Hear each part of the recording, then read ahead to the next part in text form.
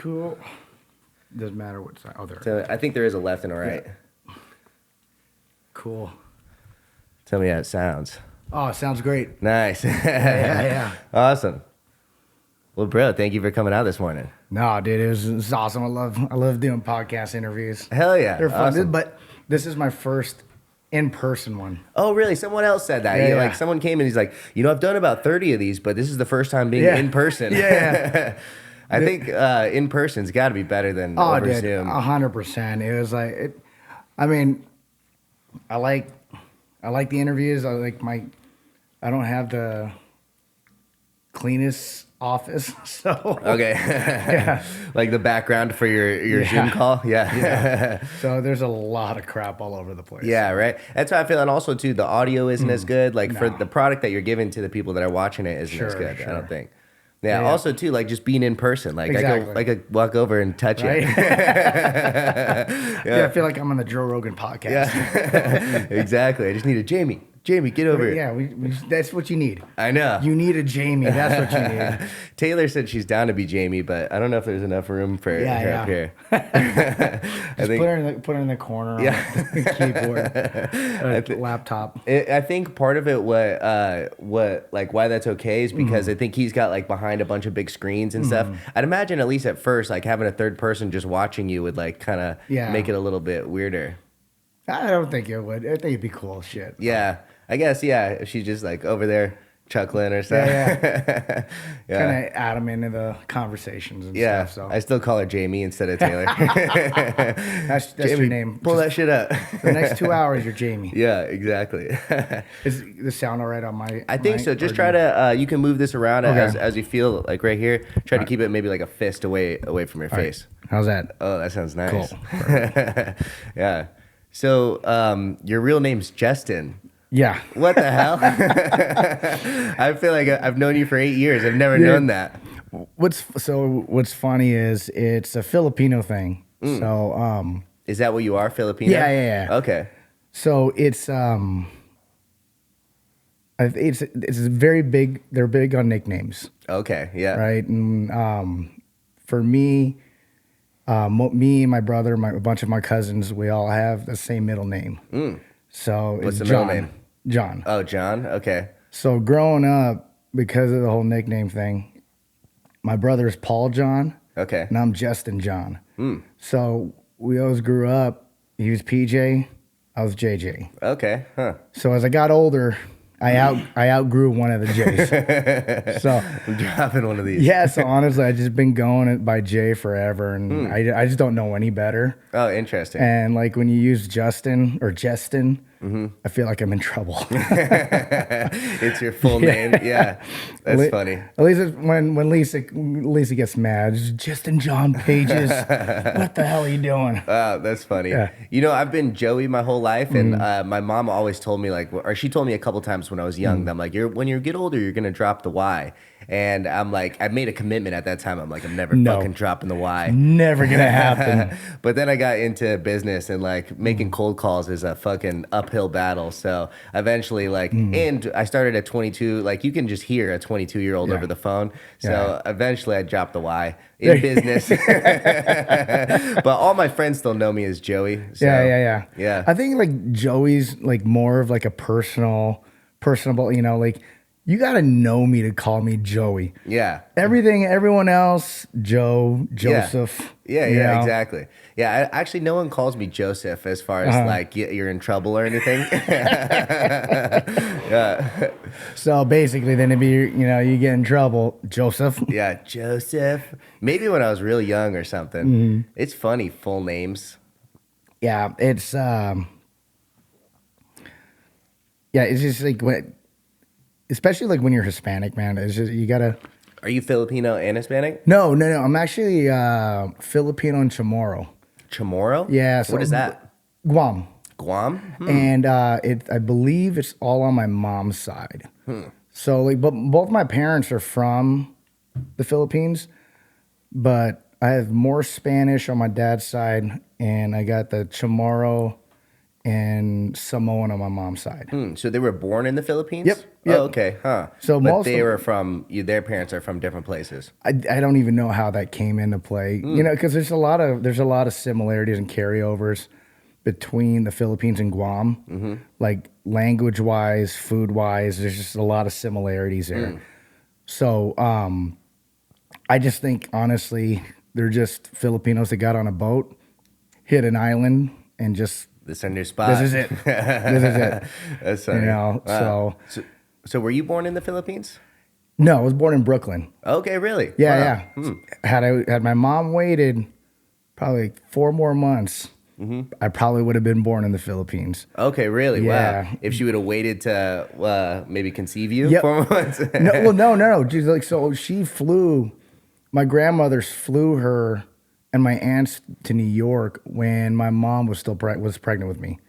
Okay. Like my grandparents on my dad's side, and my grandparents on my mom's side, they didn't want me being born in the Philippines. Why is that? Just citizenship, maybe. I guess it's don't- probably yeah. easier if you're a born American. Yeah. Interesting. Even if your parents aren't Americans, or do you like automatically get a citizenship Yep. being born here? Yep. Oh, Yep. wow. Because you're born in the U.S. Yep, pretty much. I mean, I don't know the logistics of it all, but but yeah, it is a pain in the ass for people. Oh, sorry, can I? No, yeah, is dude. Kirsten, okay. Curse all you want. All right, cool. Fuck, the official sponsor of the podcast. But it is a pain in the ass for people to immigrate or get citizenship or any of that, or just get in the country from the Philippines. I just in general, period. I think in general, yeah, getting into the U.S. Yeah. from another country and getting permanent residency is a difficult thing. It is. It is. And I've had family members that took them like 10 plus years to go through that process. Yeah. You know, it's so- long, it's expensive. Yep. Yeah. So you lived in Brooklyn. Is that Yep. where you grew up? So I lived there till I was, I want to say like 10. But up through high school, through every summer, I went back to New York. So I lived the majority of my youth in New York and was only out west for like the school years. Okay. You know, Interesting. even So Christmas. a parent moved out to Arizona, was it originally? Both my parents, we like, honestly, like after my brother was born, they didn't want us growing up in New York because it was pretty bad in the 80s. So, Yeah. Yeah, my dad was born and raised in Brooklyn, actually. Yeah. Yeah. And he said it was just like I'm sure your dad will tell you, it's like 70s, 80s, you know, the It's like mob town. environment. right? Yeah. Yeah. And I grew up in Now it's like gay town. yeah, right. That's what I've heard. It's like in a complete 180. Yeah, exactly. But it's I think the neighborhood I grew up in was predominantly Russian. And like the Russian mob, like they ran everything in that area. Like you got a business, you gotta Yep. give them a little 10%. I to think keep your something like business there. that, or they're all Russian owned already. Yeah. The hospital I was born at, where my aunts and my grandmother all worked, that was where most of the GSWs or gunshot wounds were taken to in that area. Interesting. So there was a ton. There were other hospitals that you know they could go So to. GSW is a gunshot wound. Yep. Is that just like in public or is that in just war? just in general. Oh, just really? In So general, if you and just get shot, like in that's where like you're in brought. Brooklyn, Yeah. you're brought. You know, you're typically brought there. Interesting. So, Wow. So bad environment. Your parents are like, let's get out of here. So I had an aunt, like my mom's half sister, lived in Palm Springs and suggested, "Hey, come on over here, move the kids. Yeah. You know, it's safer here." Yeah. It's like everyone's 80. It's okay. They There's just no play one shooting golf. gun. They play golf and tennis. Golf, you know? tennis, and bingo. Exactly. So that's pretty much what brought us out west. You know, and but yeah, I grew up most of my life. I've lived actually in Arizona most of my life, more than anywhere else. I actually came out here when I was 17. Really? Yeah, just so I could get residency to go to ASU. Oh, okay. Wow. So I did my senior year at Mountain Point in Ahwatukee. It was and at that time it was a brand new high school. So but yeah, then I want to say then the other majority of my youth was in New York, and then just a little bit in Palm Springs. Jesus Christ. That fucking cat. That was a cat. What the hell? I'll go figure out what she fucked up later. I'm like, dude, what the hell? is this I thought haunted? that. Did you hear that roll? I thought it was gonna like something was gonna smash. I legit thought this place is haunted. I'm like, No, it's a fucking little 5-pound cat just wreaking havoc. Crazy cat. All right. Yeah. but yeah, now like, yeah, Palm Springs. I lived in the desert almost my whole life, so it's anything colder than the desert. I can't take. Yeah. Right. Huh. Yeah. And so you went to ASU. What was the original plan there? Honestly, I didn't have any plans. You know, I just following. You know, hey, like every parent tells you, you gotta go to college, get a degree, do work. What was your major originally? So originally, I didn't have one. So I just general studies. Yeah, That's what they do. Yeah. I didn't really pick one, but eventually got into art. So I had an AA. I have one AA in graphic design.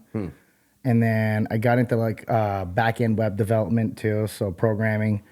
And I got another associate's in that and my bachelor's in it. Wow, so you did all 4 years. Yep. Oh, yep. wow. So I have 2 AAs, bachelor's for my undergrad, and MBA in marketing. Wow. So master's? Yep. Oh, Yep. wow. Interesting. I actually tried to go back. When I went for my master's, I tried to continue with programming, but I didn't, like, honestly, I didn't have the patience for it anymore. You know, interesting. That takes like a very high degree or special degree of patience. And I just didn't have it For at the time. programming? Yeah. Yeah. It's like mostly coding and Yep. stuff? Yep. Interesting. So Wow. So did you actually get a job with one of those degrees initially? nope. Did not even, yeah. Wow. So Not even close. were you doing jujitsu simultaneously? Yeah. Oh, okay. Yeah, So when did you first get into jujitsu? So I got into jujitsu when I was 16. Or no, actually, yeah, 16. It was 1994. Wow. So it was a year after the UFC, the first UFC. No, less than a year. So what happened was I watched UFC because I've been into martial arts since I was a kid. My dad came, like my parents moved. My mom moved out first. My dad came around when I was flew over the States when I was 4. And, you know, then my dad was into martial arts. My uncles were into martial arts. And so they were into that Filipino stick fighting stuff. Okay, really? That's what it was? So that was my first introduction to anything martial arts related. And Stick fighting? yeah. Wow. Is that like with a giant staff? No, Or is just that... like, they're like maybe like 2 foot long rattan sticks. Interesting. So You just hit each other with it?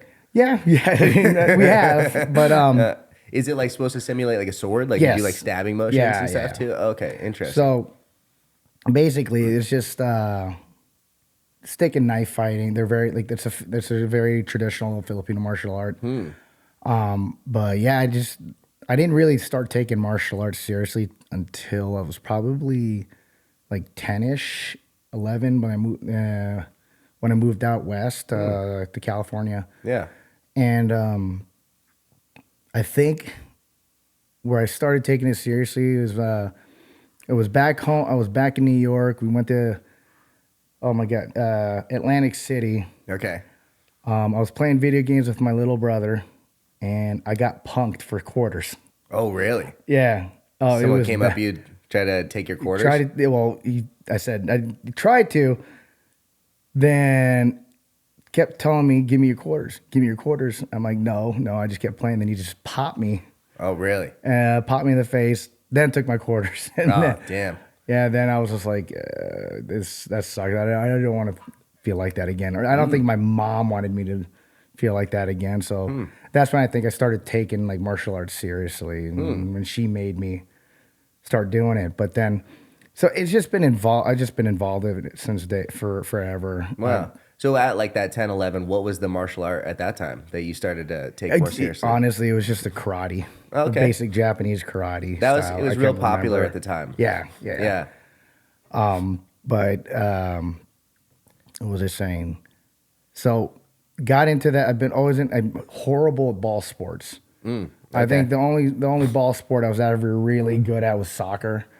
I could kick the crap out of a ball, and do a lot of good things with my feet. So, but then because I was always into combat arts and martial arts, and then the UFC came on, watched it on pay-per-view, and then I think I actually took my first grappling lesson when I was 15.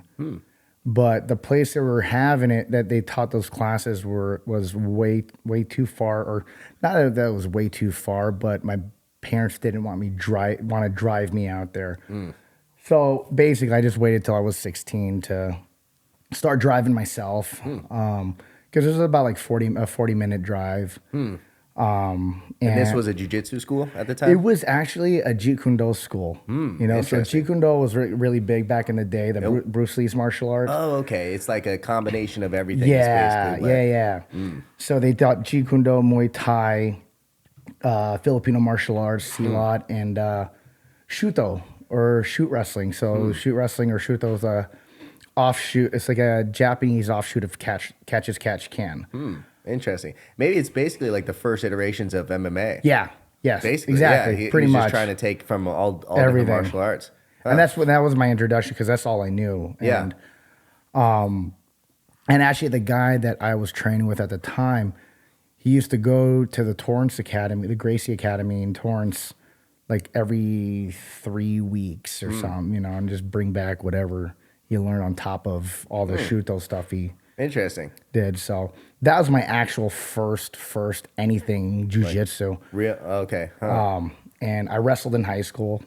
Nice. That was horrible. Okay. It was so bad. I wasn't good enough. I wasn't even good enough to compete, because at the time I was in a common weight class, and I never want to wrestle off, and Did you do all 4 years? no, just 1 year. Okay. Yeah. So it was my junior, because it was also at the time that wrestling at that high school was new. Didn't have a big program. No. Yeah. So I'm like, I've always wanted, because at UFC, I'm like, I Yeah. want to wrestle too. So I kind of did that. But then that's when I came here, my senior year, the next year. That's when I came here to Arizona for that residency. And I thought about trying to wrestle for Mountain Point, but I think I put too much on my Too much on the plate. yeah, with classes and stuff like that. I just wanted to get as much crap done before I went to college. And I whatnot, gotcha. So Makes sense. I also did 1 year of wrestling in high school, but it was like, for the reason I did it was I was doing football all 4 years of high school, and then the first off season, they're like, it's a great way to stay in shape, and it definitely was, but it was almost like too fucking good a shape. I was like, I don't know if I want to do this, and I just didn't really get it at the time either. So I wish. I mean, I wasn't really into MMA or anything at the time. I just didn't know much about it. So I wish I would have had a more, I guess, like understanding approach to it and do that. But it's interesting, even just 1 year of wrestling in high school, my freshman year. And when I started, I wrestled 105s to show you how what of a little guy I was. Jeez. That's tiny. Yeah. By the end of the season, I think I was 125. It's like when I hit my growth spurt. But even just 1 year of wrestling, it's crazy how much that has helped a lot in jiu-jitsu. Yeah. When I first started jiu-jitsu at like 22, like just knowing a double leg got you so much farther than your average white belt. 100%. Yeah. And just the base of knowing how to move your body, you know, in general. And anyone that wrestles is always going to have 2-3 steps ahead of anyone else getting into jiu-jitsu. Yeah, especially like a really good wrestler. Like if you roll with like a state champ or someone, like they can be pretty average at jiu-jitsu, but they're fucking difficult to sweep. Yeah. You're not going to take them down. It's tough to deal with. There's different levels to it, especially when they wrestle, man. And that's why, like, am really big on wrestling. I love wrestling, and I always encourage our parents, to put their kids in wrestling at a young age. Right? Yeah, You know? like actual wrestling. Yeah. Just like with a club or with the school. Yep. Even if they're like, even if we lose them for a bit, Yeah. for season, it doesn't. They'll come back. Yeah, and be but killers. they'll be so much better for it. Like For sure. one of my girls. I mean, I've had her training with me since I want to say she was 5 years old. Everest, and she's her dad wrestled at ASU. So and her grandfather wrestled. So she comes from like a pedigree of wrestlers. Yeah. So It's in her genes. Yeah, and man, this girl like in jujitsu wrestling, I wish I was as tough as her. She takes on boys, girls in both jujitsu and wrestling, and as a walk, she was on anyone's radar. Her first year at Fargo, wins the whole thing. Oh wow. Yeah, and she was on Who's Number One a couple times. Won both matches, and Awesome. yeah, man, she's incredible, man. I'm crossing my fingers. I know she'll be at the Olympics one of these days when she's older. Awesome. Even sick. now, I think How old is she now? I want to say she's like a sophomore in high school, maybe. Oh wow, maybe so still junior. super young. Yeah, still super young.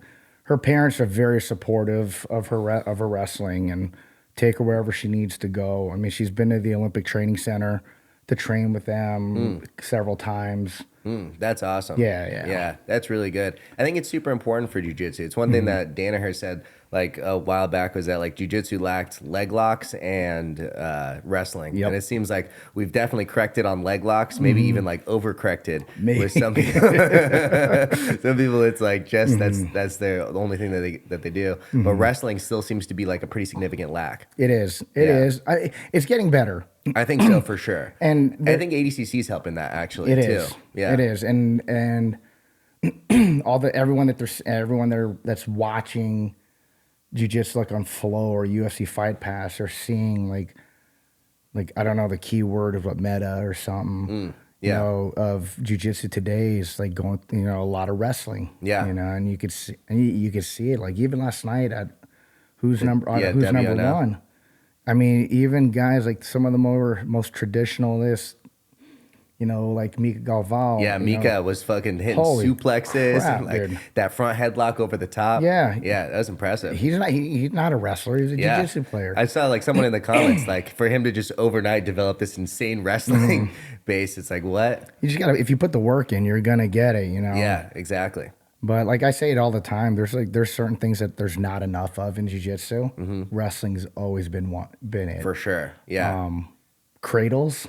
Cradles. I think cradles are a very underestimated and underutilized tool from wrestling that no one uses in jiu-jitsu. Interesting. Yeah. It's interesting you say that. I'll cradle sometimes like on a knee cut if someone gets real tight with it. Yeah. And it's like a easy way to pass. Exactly. Like once you lock the hands, it's like there's no way you're defending the pass anymore. Exactly. And the other thing too is just like using the cradle to counter a flexible guard.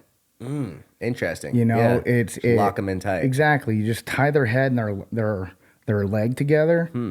I mean, it takes away a lot of their mobility, or if all of it. You know?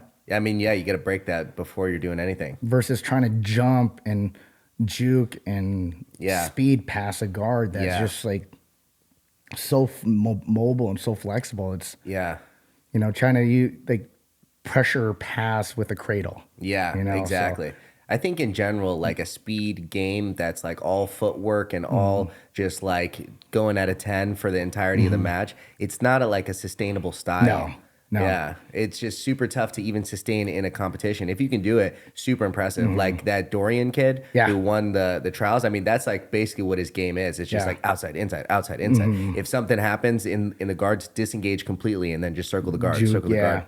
I mean, it's a really tough guard to deal with, or tough game to deal with, because also again, like once you're engaged, if it's as soon as you're getting anything going, he just disengages completely and then re-engages. Yep, it's really tough to deal with. But just like you said, it's like it's not sustainable. Yeah, over long term, I don't know how you do it. And that's like there, and I'm a firm believer that there's a time and a place for it all. There's a time and a place to pressure pass. There's a time and place to speed pass. And leaning to one end of the spectrum or the other too much, is always going to be a bad thing. Yeah. So too much of a good thing, always a bad thing. Just like too much vitamin C is always going to be a bad thing. Right? Is that true though? I thought you could eat like unlimited vitamin C. I don't know. From what I understand, I mean, you could eat a lot. Yeah, because I used to have these. Like vitamin C tablets that say like 10,000% of your daily recommended value. Yeah. And one time I just got blitzed, stoned, and like they're delicious. And I ate maybe like 40 of them. I felt fine the next day. Yeah, I don't know. There's like, I'm sure there's a limit. Yeah, like trust me, I've done the same thing. I even did it as a kid, man. Like those orange. The orange. Yeah, they're just like, they taste like the little tablets. They're so good. Yeah, they're delicious. Mine were like orange Flintstone vitamins. The Flintstone gummies are good too. They're so good.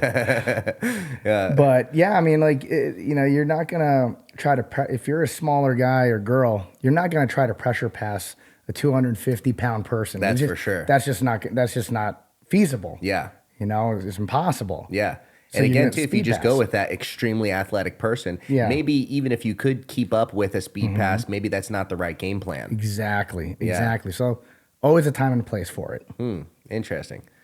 So so you got into jiu-jitsu seriously like around like 16, 17. Yep. And then like how was it, just like in love with it immediately, or at what point did you decide like this is going to be my whole life? Honestly, it was like, I want to say it was the UFC one. Before, as a white belt, you just knew like this is what I want to do. Yeah, it's just, well, as a martial art, yes. Yeah. Like what I wanted to study and practice, yeah. Because I could see that jiu-jitsu was something I could do for the rest of my life. Yeah. I couldn't see myself doing jumping, spinning kicks well into my older ages. Yeah. So it was like I wanted to make the best of my time, best use of it, learning something I could do all the way through my old ages. So, but yeah, it was still, even back then, for me, it was always a hobby. It was never something. Yeah, you got fucking 3 associates and 2 masters. Yeah. So you thought you were going somewhere else. Yeah, you must have, right? I had a completely different direction I was going with in life. With school and everything. I just did jiu-jitsu because I loved it. I loved the community. I loved the people involved in it. I loved the gis and everything. Yeah. And the acai and shit. So. The bomba. But yeah, no, it's and honestly, it wasn't until like 2008, 2008, 2009 that I was like, okay, I guess this is gonna be my living. And so, were you a black belt at this point? No, I was a black belt at that point. I just got it, and I was actually teaching part-time. So while I was in college and after college, I was doing mortgages. I was a loan officer and a broker. Oh, interesting. For a long time, and I love that job. Wow, this is in the 05 to 08 era. Yeah. Oh, great time to be in mortgages, actually. Right? Up until 08, 2008, right? 09. My checks were really good up until then. So, I had a buddy from California. How old are you? I'm 30, just turned, actually. Then you might remember him. There's a band from the 90s, Lit. They had a lot of their songs on Guitar Hero and Rock Band. Okay. Like My Own Worst Enemy. Okay. So I was super into Rock Band or Guitar Hero. Yeah, so you've played their songs probably several times. But anyway, the drummer was a good friend of mine. And he came and opened up, he bought into a franchise of fitness gyms. It was LA Boxing. And it was a franchise of like aerobic kickboxing. Okay. More of those like kind of workout things where it's like left punch, right punch. Like, on a heavy bag. Okay. It's right, pretty much the UFC gym. What they did was they bought that franchise from LA Boxing and turned all of the LA Boxings into UFC boutique gyms. So, but anyway, before And I've never been to a UFC gym. Are those like actually legit? I mean, I guess depends on who the instructors are. I will say, like, there are like the big ones. Like, there's a couple like in the Texas and California. Yeah. But the smaller boutique ones, like the one we have here. Yeah, because it seems real gimmicky. It is. Yeah. It is. And it's not like any guy in the UFC is coming out of a UFC gym. No. So it's like, what the hell? Back then when it was still LA boxing, it was more legit than it was. It used to be. Like, we actually had when I was teaching at LA boxing, we actually had a connection with I can't remember the name of the organization, but they're the first MMA organization that had teams. And they would use they used the LA boxing for tryouts. Interesting. So they had like their pro team, and like that's who they rocked with, and you had to try out to be part of it. Yeah. Interesting. So anyway, so I started so he opened up one here in Ahwatukee, in Arizona, in Ahwatukee, right across the street, coincidentally, right across the street from my neighborhood. Okay. And so he's like, "Hey, can you teach?" You know, I was still working as a loan officer, doing mortgages. So I'm like, "Yeah, I get part-time," you know, because they needed, wanted someone to teach jiu-jitsu there. And then that housing bubble hit. Yeah. You know, and I tried to stick it out as long as I could. And it got to a point where I was making about the same amount doing personal training and teaching classes that I was when I was doing mortgages. Because like the loans, even refinances and everything were like just done. They were like nothing. The foreclosures were hot then. Yeah. So all the people that you gave loans to. Right. So I ended up like I just ended up just leaving and just going full time. Then my buddy, the drummer, he ended up passing away. He had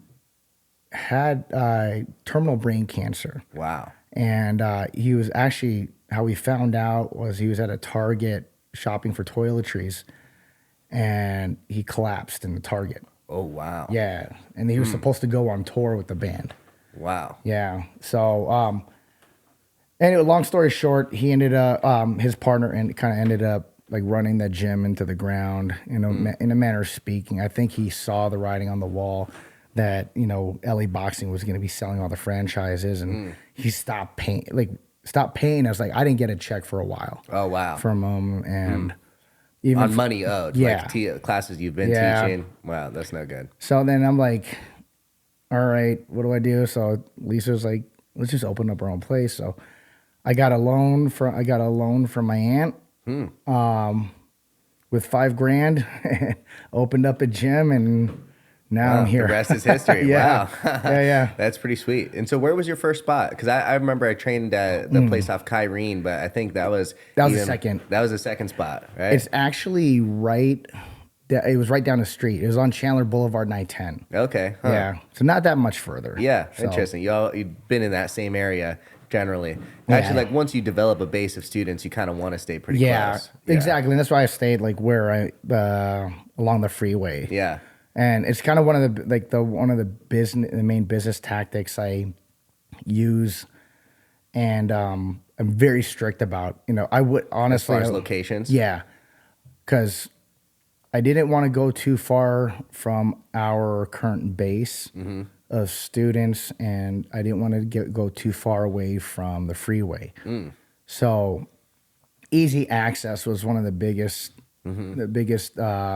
things on my checklist for gyms. And I actually my lease was up in our current location back in September, and I probably would have had a bigger spot. Bigger than your current spot? Yeah. Oh, wow. But it was hard finding a spot because there was the market, everything went through the roof. What year was this when you moved into your most recent spot? Maybe Gosh, 2 years ago? It was like 5 years ago? over 5 years. Wow, it's crazy how time flies. Yeah, it does, right? It's like it came really quick. Wow. Huh. Interesting. Well, you probably got like a pretty long lease, right? Like a 5-7 year something. So I got another. I just signed another 5-year lease. Oh, okay. Was it an extension option? Or? Yeah. Okay. Yeah. Well, that's great, honestly. Yeah. Because the prices of industrial stuff now is much more expensive than at that time. I mean, COVID Yeah. absolutely exasperated that. Yeah, it did, and that's why we didn't move, because it's even worse. Yeah, for sure. So Now, and you got a sick spot too. yeah, and because like before it was like cents on the dollar per square foot for light industrial. Yeah. Now what we're seeing for light industrial today is what we were seeing for retail back then. Exactly. You yeah, know, it's and then crazy. Retail's gone through the roof. Yep. It's insane. Yeah, it's wild. Yeah. It used to be that industrial was about like in a lot of cases, like a tenth the cost Yeah. of retail. Yeah. And now it's like pretty fucking close. It is. There's Yeah. some places that are right up there. Like Yeah.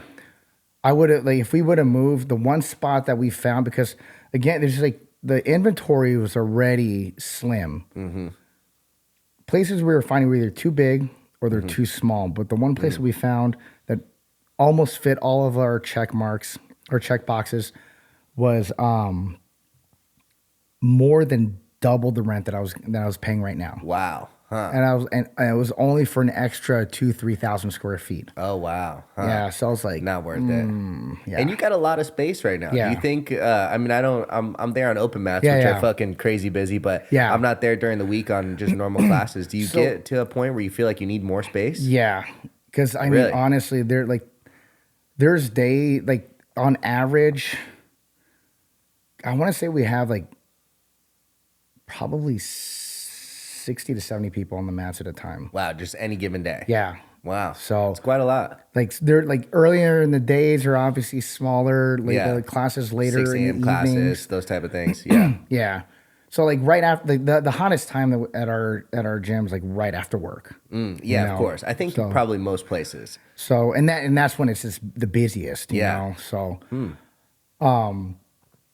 we're making do with what we have Yeah. right now. I mean, fuck, we've made do with a lot smaller. Yeah, you know? for sure. And I've seen people make do with even smaller than that. Yeah. So you should have stopped by our last place before we just upgraded and Yeah, into yeah. a new space, because we had this space on the southwest corner of 32nd and Greenway, and that's where he'd been for a long time. It was like originally like I want to say like 900 square feet or something, and then doubled it, and it was like over 2,000 square feet. And then we thought we were going to be moving into this new space. It was like gray shell condition initially. It was built out like per his specifications.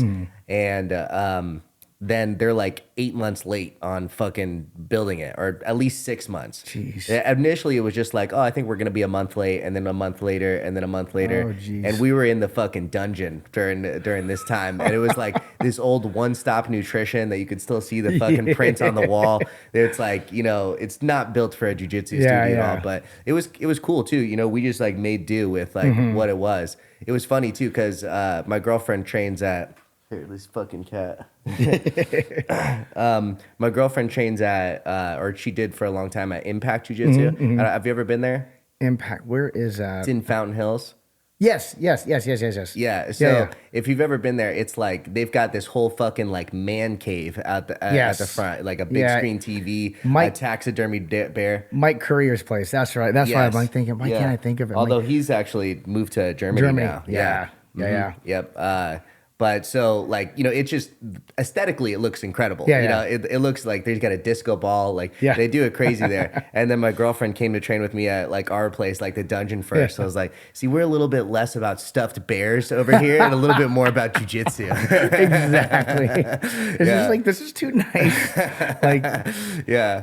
But that's all it is. You know, it's Yeah. like as long as you know, you can really fucking get better at jujitsu anywhere. And like your place is sick right now. It's Oh, a I lot of appreciate space. that. Yeah. I'm sure it probably feels a little tight because Yeah. you know of like what could be, but Yeah. I mean like even with open mat, which there could be 100 Yeah. people, right? What Yeah. would you say like the average for easily. open mat? Like 100 plus easily. Yeah, right. Easily. I mean, even for that, I mean, it gets a little tight, but it's never that bad. Impossible to have space to roll. Yeah, I mean, there's even still areas for wrestling and stuff like that. Yeah, so Nice. Nice.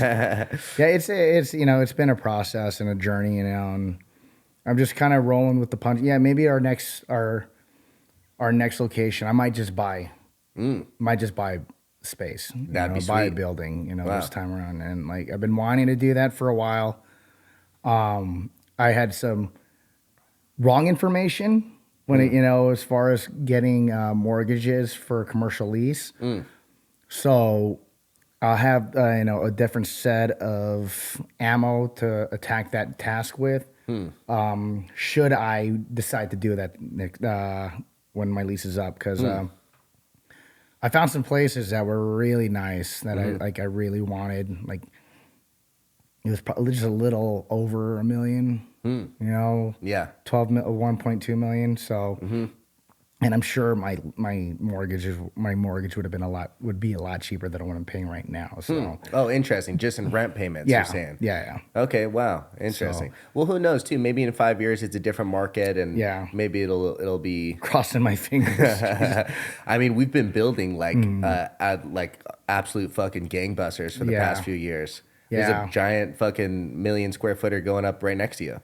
Yeah, maybe not 1 million square feet. It's probably 500,000 it's up or there. something. It's already up right now. It's up, and it's already, one of the spaces is already occupied. Oh, really? Yeah. Wow. So it just completed. So, but yeah, I mean, it's going up, and then again, it's still going to be like, I have very specific area, and my specific area is between like Baseline and Chandler on the I-10. Like, I won't go too far east on the.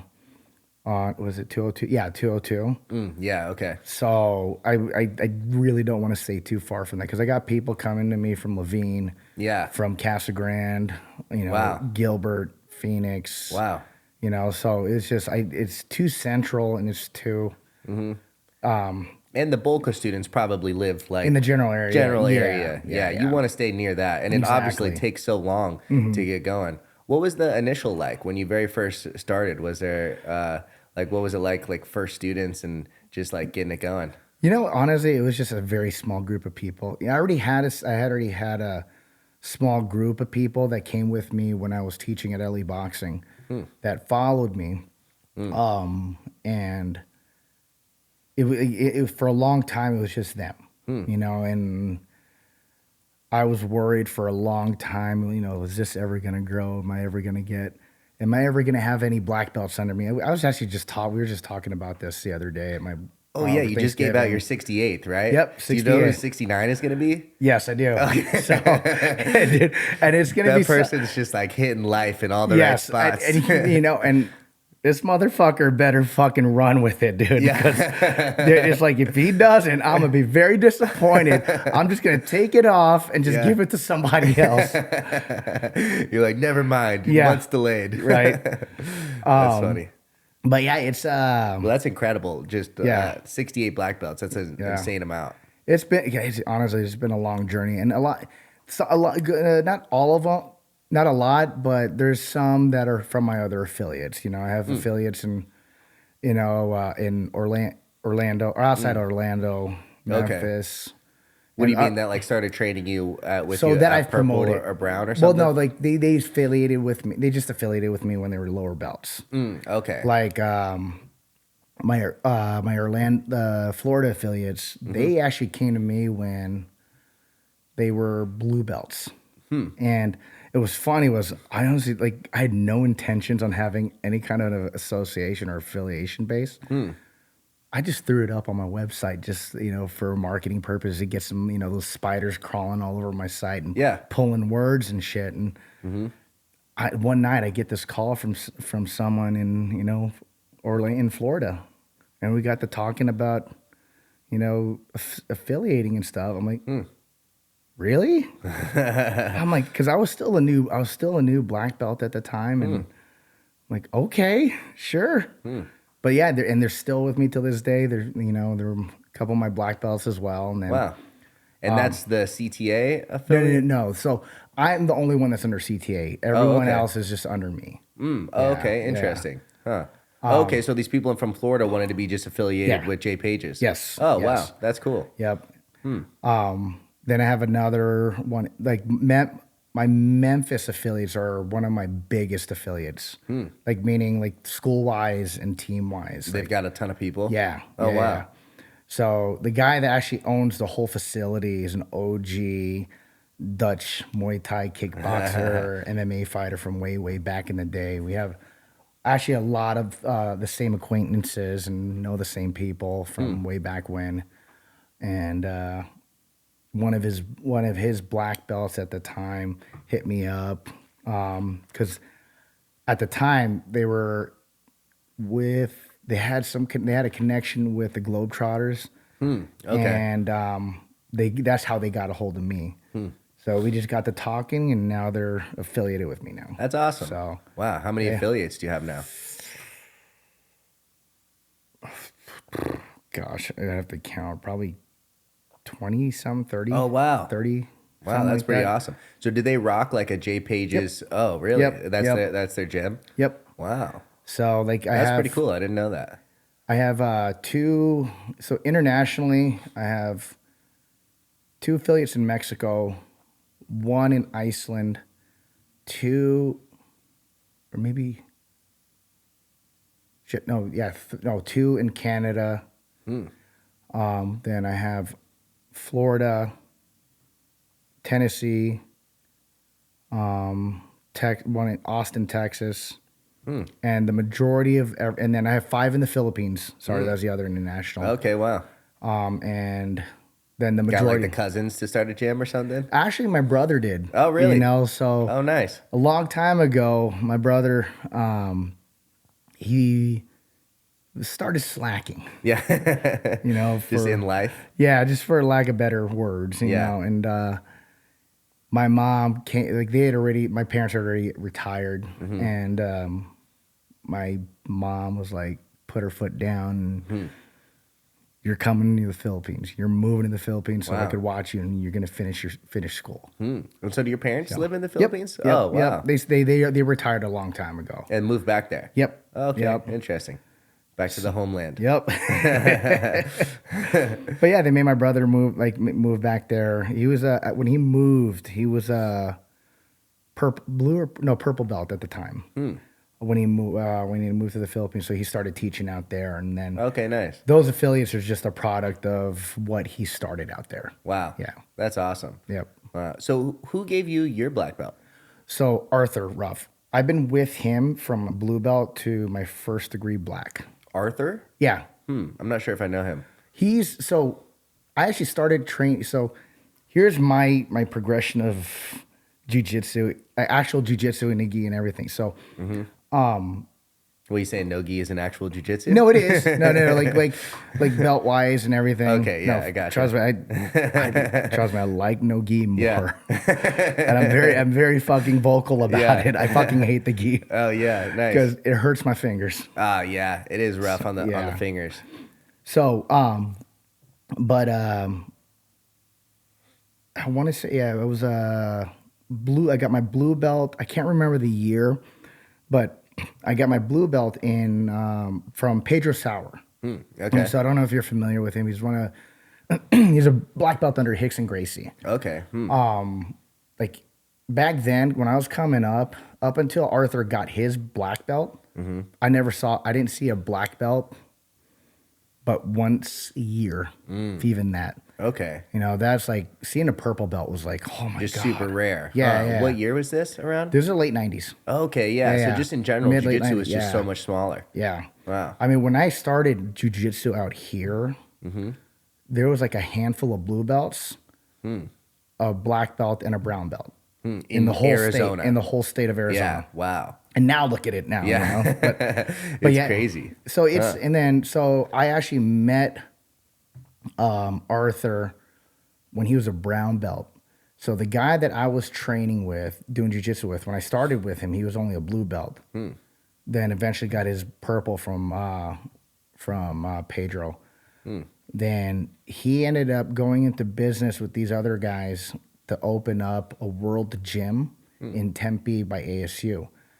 And the guys that he went into business with actually did jiu-jitsu in San Diego with Rodrigo Medeiros.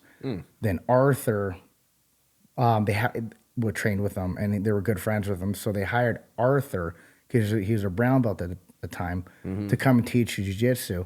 And my old jiu-jitsu coach actually ran the Muay Thai and MMA. Oh, interesting. So that's when I first met him. And like I've been with him since he was a brown.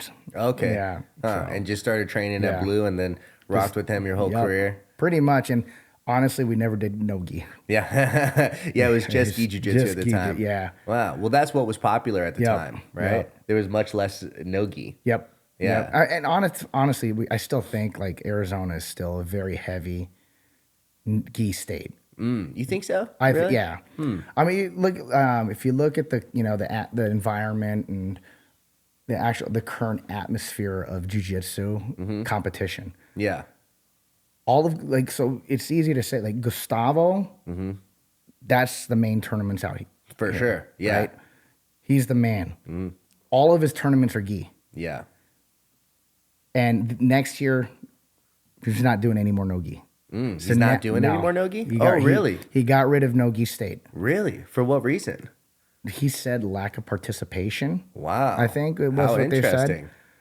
Huh. It's unfortunate. Yeah. You know? Well, this last one I think was on the same day as like either an ADCC yeah. or something else. It was because another big tournament. It was a big tournament Yeah. because I was doing the other tournament. I'm Yeah. like, fuck, I would have done that one too. It was an open.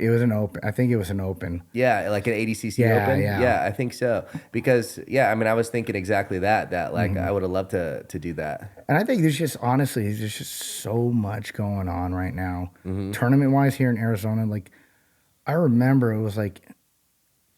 You'd be lucky to have 3 tournaments in a year. Yeah, wow. You know, kind of like you'd be lucky to see 3 UFCs in a year. Yeah, now they're every Now weekend. that's every weekend. And then some people are double booking on the same weekend. Yeah, And then- which that's not good. You got to be No. conscious of that. Exactly. Yeah. And it's like it's not visible. Everyone uses smooth comp. Yeah. So you could see it there. Yeah, you can just look it up. Yeah, so Yeah.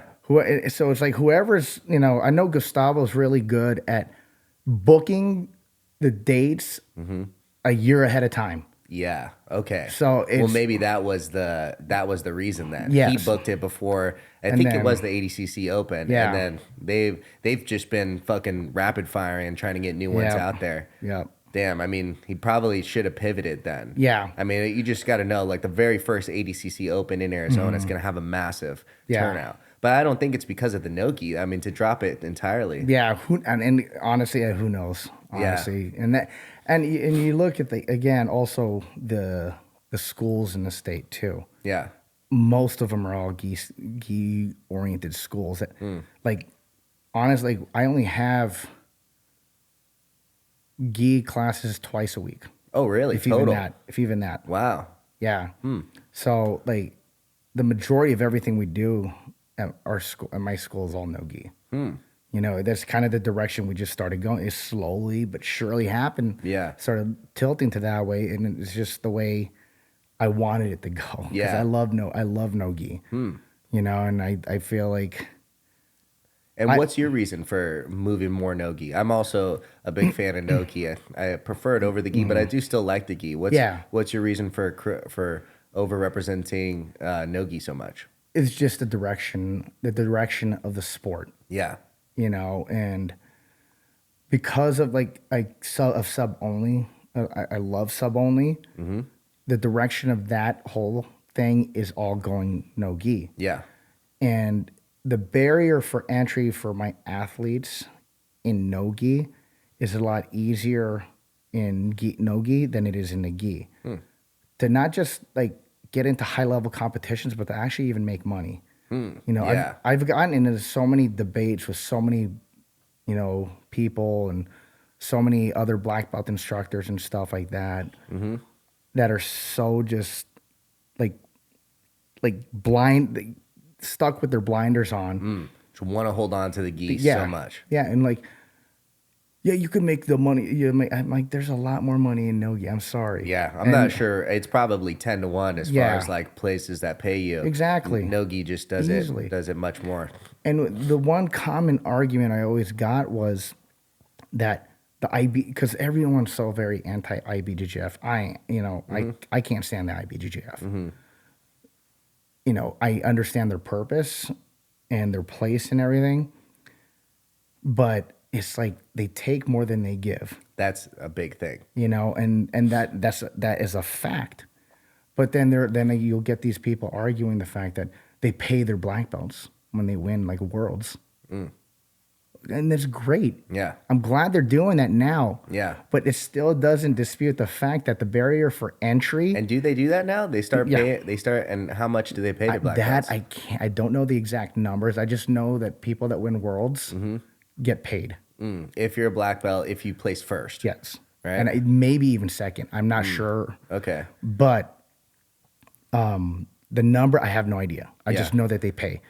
Now, again, by going back to the barrier for entry to be able to get to that point versus in no-gi, you have, one, you still have to qualify. You still have to fork up all this money for travel and to pay for these tournaments to accumulate the points to get to the point where you're actually able to compete in worlds. Yeah. You know, I mean, that's a great point too. They don't allow just any black belt to compete, right? I mean, and it's great. You have to accumulate a certain amount of points. Exactly. So that's an interesting point. I wonder, like, if it's like $500 for winning, you have to win probably 5 tournaments that are $150 each to enter. Exactly. You probably pay your own fee to get back, and also the payment is through quite a lot of pressure from the outside community to do so, because all they do is just raise prices. There's like the yearly fee now that you have to do just to be a part of it. Yep. So, and that doesn't also, you know, tally in the cost of travel, hotel, food. Exactly. And then everyone's saying is like, good. You know, they put a lot of people put the IBJJF on a pedestal because you know, they shouldn't just let anyone compete. I'm like, okay, I agree. However, that is not based entirely on skill. Yeah. You know, just because they're competing, that just means they went to enough tournaments. Yeah. To accumulate enough points. Someone could just get third place at every tournament, still be able to compete. Yeah, exactly. So it's just, and there's a lot of opens where it's automatic. There's not enough. There's small. The opens are small. In some states, and you might just have one match. Yeah. You know, for sure. And you just accumulated a shit ton of points, so you could go toward, put it towards worlds. Yeah. You know? I feel like they're the most prestigious because they're the oldest. Yeah. They're just the longest game in town. That's and it. They were the most prestigious title for a long time, and it's still a very prestigious title if you win. But their whole mentality is just take as much money as they can, and they're not about progressing the sport in a way that like allows athletes to do it for a living. And that's just not their goal. And I think they do eventually when they're pressured enough. Yeah. Just like with the whole heel hook, you know, I was just gonna say they get enough pressure with, you know, from the community. Yeah. So, and even with that, it's like, but if you're 30, you're too old. Dude, oh my God, I lost my shit when I saw like, if I'm in danger, I'm old enough and smart enough to know I'm gonna tap. Exactly. Especially at black belt, dude. I'm like, it doesn't make sense. I was so mad. Yeah, it's so pretty wild. But again, that's all just through outside pressure of the community. Just because heel hooks and leg locks had this huge trend where they became so popular, then all these other tournaments are allowing for it. Even at lower belts, they had to do something, and hopefully they continue to correct in that direction. But hopefully, but who knows? Yeah, I mean, it seems like. It probably what it is like a lot of just like older people running the community that like, you know, were just in the jiu-jitsu community like you said in the 90s when it was only gi. Leg locks were actually looked upon very negatively. Like Eddie Bravo talks about stories where he'd be going for like straight ankles in like late 90s, early 2000s and being booed by the crowds, like legal techniques even at the time being booed because it was looked upon so negatively that leg locks were just like cheap or dirty or something. So I think it's almost still just that, like, I don't know, dogmatic thinking that they're just stuck with it. Yeah. No, they sure are. I think it's just like old people can't get them, you know, break them for their old ways. You know? But yeah, man, honestly, I was doing leg locks long before it was cool. Yeah. You know, because of Shuto. Yeah. You know, in catch wrestling, it was, I think, most, if not all of my submission wins when I was younger, I blue belt that as far as I can remember, every time I've won by submission was a leg lock. Really? Like I heel hooked so many people. Yeah. And like even in one of Gustavo's first tournaments that he held at his academy when he was still teaching at ACS, dude, I knee barred the fuck out of one of Megaton's blue belts. Oh, really? Yeah, At a blue belt level? Yeah. So it was illegal at the time? They didn't have those kind of rules back then. Wow. It was just like you submit, they just gave us what positions were points and go ahead and submit your guy. Huh, interesting. So, yeah, and I honestly don't think that guy, like, I think I really wrecked his knee. Wow. Like, it was, he did not want to tap. And Well, that's the reason, though, you wrecked his knee. Because, I mean, in my opinion, leg locks are just as dangerous as any other jiu-jitsu 100%. technique. If you don't tap, you're going to get hurt for sure. But, like, a knee bar is just a fucking knee bar on, an arm bar on the leg. Exactly. If you don't tap to an arm bar, your elbow's going to get fucked. Exactly. Yeah. Exactly. And it's, again, I've always been a fan of it because I loved Japanese MMA. I loved watching it. Like Pride and Pride, Shuto, Pancrase, those old MMA organizations. Then you had Pride, then Dream, K1. Okay, yeah. And the Japanese were very big on leg locks. Yeah. And even look up combat wrestling in Japan, and you see these guys just going for the most aggressive heel hooks. Like Sambo too. Yeah, right? yeah. Sambo's been very big leg locks. Yep. So I've always loved them, but then I ended up training for a long time under very traditional Carlson Gracie lineage and never touched legs. And always wore a gi. He was like Arthur at the time. I think he was a black belt in judo long before he was a black belt in jiu-jitsu. So we did a lot of judo. Oh, that's cool. So that's probably still applicable in no-gi. Yeah. 100%. I mean, judo is actually making a trending comeback right now. Yeah, in jiu-jitsu, in no-gi. Yeah, which is interesting. But with the foot trips too. Foot sweeps especially. Yeah. You know what I saw actually is that guy, do you ever listen to isn't it he goes by Less Impressed, More Involved on yes, on YouTube. He's got great stuff. He did a statistical analysis of the most recent ADCCs and he said the number one way people are getting to the ground, the number one takedown is a sprawl, spin to the back. Really? It's defensive wrestling. It's not an offensive wrestling. And so he's talked about what's maybe most worth of your time. If this is how this continues to trend on all of them, maybe the more low risk, high reward movements like foot sweeps, like trips, these type of things. Because if you miss it, typically you're not gonna land underneath the person. Yeah, which he did mention too. It's it could be overrepresented because of you're down on points, the match is about to expire, you got to make something happen, you shoot, and it's a very telegraphed shot. So in those situations, that adds to the stats, and maybe it could be overrepresented. Yeah. But it's interesting. The number one takedown is a sprawl spin to the back, and also actually he said NCAA, it's the same thing. Really? Yeah, the number one way the go behinds is a sprawl spin in the back. It's a defensive wrestling. It's not an offensive. Huh? I never would have thought about that.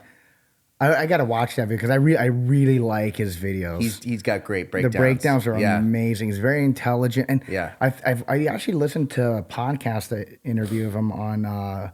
I think it was the BJJ Mental Models. Okay, huh? Man, dude, after listening to it, I was a fan. Of him? I was a big fan of that guy. He's good, yeah. He lives in fucking Lanai, which is an island in Hawaii with 3,000 people. The smallest island in Hawaii. Yeah. What the hell?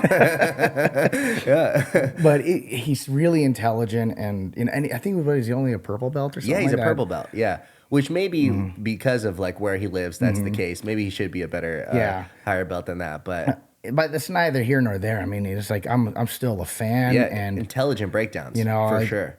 I don't care what belt he is.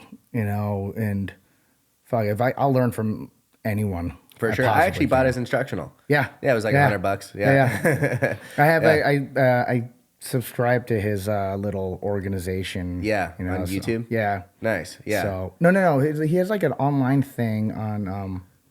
He started this thing where it's if you want to look up heel hook, you can he'll just have 30 different links of the most recent heel hooks in competition. Yes, that's it. Yeah, that's real interesting. I haven't explored that too much, but what he's trying to create there seems real cool. It is, and I can only imagine that it's just going to get better and better with more material for sure that puts out, and it's kind of nice to have that statistical information readily available at hand. Yeah, because imagine how much fucking time goes into that to creating that. Yeah, having to watch all these matches and Yeah. I mean, but I'm sure like all the time that he's putting into it, Yeah. it's only going to benefit him in his own game. Well, that's for sure. Yeah, because he's like analyzing it at such like a deep level. Yeah. On so many different, you know, because just that alone, just to realize that the number one takedown's a defensive wrestling move. Yeah.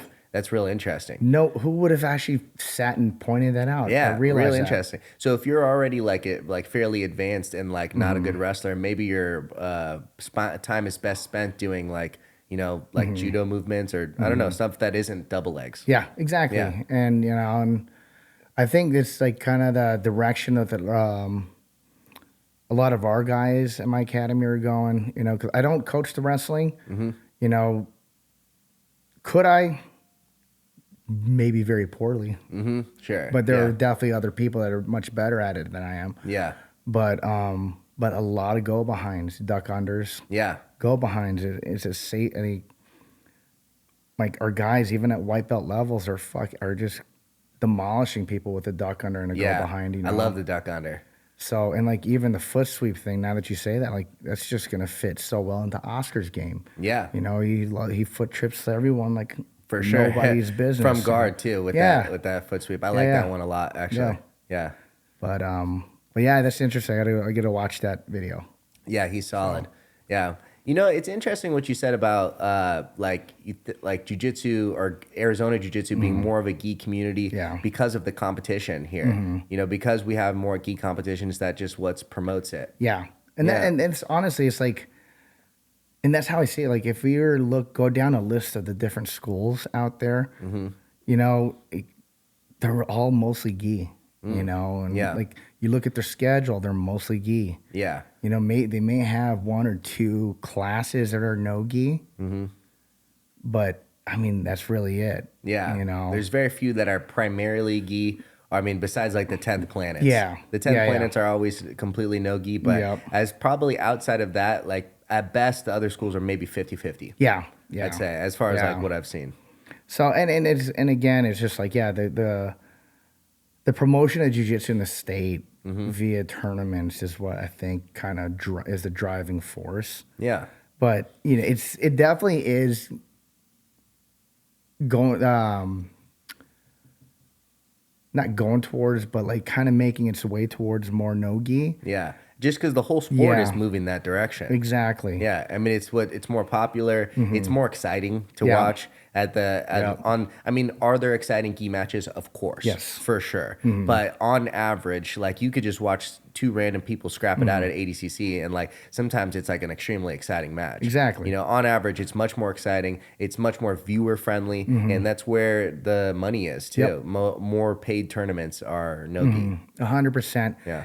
And, you know, and that's why I'm hoping, you know, I know gi is never going to go away. Yeah. You know, that's, you know, but I'd like to see. And I think it should always still be a place too. Yes. Like I enjoy training in the gi. I prefer no gi for sure, but I think it's cool. And like if I were to ever get into a scrap, like wearing a fucking suit, I'd be fucking bow and arrowing motherfuckers left and right, you know? but it's funny. Everyone used to say like, you know, train gi jujitsu to make your no gi better, but it's really vice versa. It's like the more you train no gi, you're going to be, if you can just, you know, pass someone's guard without grips, the grips are going to be a bonus. Yeah. If you're always grip dependent, once you take them away, you're going to be fucked or you're going to be at a loss unless you know how to like grip without the lapels and sleeves and whatnot. I think the same thing, you know, like everything, just like I was saying earlier with speed passing and pressure passing, everything has its place. You know, there's a time and place for it. You know, and gi, there's a time and place for gi. No gi, there's a time and place for it. You know, and the way I do think people should still do the gi, but don't neglect no gi. Yeah. You know, because the gi will teach you to have a good defensive game and escape game because of all the handles. No gi will have you better your offensive game because of the lack of handles. Now, could you use those two together? No. Not you can't, because like no gi you could always do them both. Yeah. Like just like you said, like gi you can't do them both. Yeah. And you can't do your collar, cross collar grip. You can't do your collar sleeve guard. You just can't do it. And then and you'll always hear the argument, well, you wear clothes, you wear hoodies. I could choke you with that. Pull on that hoodie, it's not going to feel nearly the same as. And then I go, well, show me a video. There's plenty of footage out there. Show me a video where someone's fucking grabbing at clothes and using it to choke someone out. Yeah, exactly. Show me a fight. Yeah, doing the fucking kiss of the dragon, grab the back of the belt. It doesn't work. Right. It's not out there. Exactly. Yeah, and that's one thing that's really interesting too, especially once you get to like a really advanced brown belt, black belt guy in jujitsu, but strictly gi and not a wrestler at all. It's like if you were to get in a scrap in the summer, like what are you gonna do? Yeah. You gonna pull guard? Like what? Yeah. Like exactly what are you gonna do? Yeah. All it takes is like a fucking high school wrestler to give you a real fucking tough time. And just put you on your ass and punch you in the face once. Exactly. That's it. Yeah. It's the scrap that you get from no gi. Yeah, I think there's a benefit. Yeah. To whether you wear the gi or no gi. You don't. There's so much stalling in the gi. Yeah. And it drives me nuts. Yeah, and I mean it's just tougher to not stall too because someone will get a grip and then like you can't fucking break out of it. Yeah. And then the other thing I have about my other issue with the gi, not beyond like all the other things where you can't use it in so many scenarios, but to me, and I tell this to my students all the time, the gi lies to you. Okay. You have a degree of control. If I hold your lapel, if I hold your sleeve, that is a degree of control. But there's like several feet of space between myself and my opponent with that control. Like right now, if you were to give me your sleeve, like if you had a sleeve on, and I'm reaching here, there's like several feet between you and me and there's enough space for shit to happen. Yeah, like right? strikes could happen. Exactly. Yeah. Even if I had a collar, that person can move within that gi. So again, it's a very specific degree of control that you really don't have control. Yeah, for sure. So that's why I say like the gi lies to you. You don't have control of that person. Yeah. You have control with your underhooks, your overhooks, and your clinches. Yeah. You occupy all that space. Yeah. Yeah, exactly. You're chest to chest there, and you're controlling like the arms, the limbs. Also, too, it's like if I get a collar grip on your jacket right now, if we were to actually get into a scrap, that just jacket's ripping, and I couldn't even cross collar you probably. It would just rip. Yeah. If you just stood tall, it doesn't have the same. It's not like a fucking super reinforced lapel like our gis are. Most clothes aren't even close to that. No. I mean, short of jeans, maybe you could grab the cuff of my jean. Yeah, jeans or like a suit. But a suit's gonna have lapels. And I only own one suit. Yeah, and I never wear it. Yeah, how often do you see like suits around?